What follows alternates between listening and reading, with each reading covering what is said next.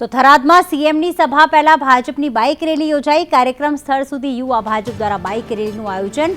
ભાજપમાં જોડાનાર કોંગ્રેસના કાર્યકરો રેલીમાં જોડાયા। દાડમ માર્કેટમાં સીએમ ભૂપેન્દ્ર પટેલની જાહેર સભા।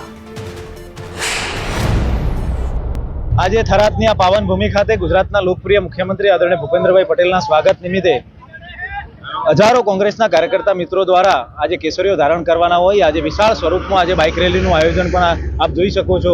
ખૂબ મોટી સંખ્યામાં બાઇક રેલી યોજાઈ રહી છે અને સાહેબનું હૃદયપૂર્વક આજે બનાસની આ પાવન ધરા પર હૃદયપૂર્વક હાર્દિક સ્વાગત કરીએ છીએ અને ભગવાન શ્રી રામ અને હિન્દુ સનાતન ધર્મની આ વિચારધારાવાળી પાર્ટી સાથે હજારો કાર્યકર્તાઓ કોંગ્રેસના આજે કેસરીઓ ધારણ કરશે।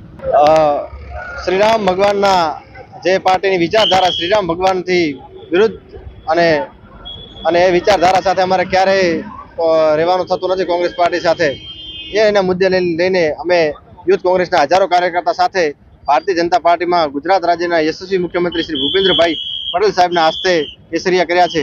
લગભગ 2000 થી 5000 કોંગ્રેસના યુથ કોંગ્રેસના અને કોંગ્રેસ પાર્ટીના હોદ્દેદારો સાથે કેસરિયા કરવાના છે આજે।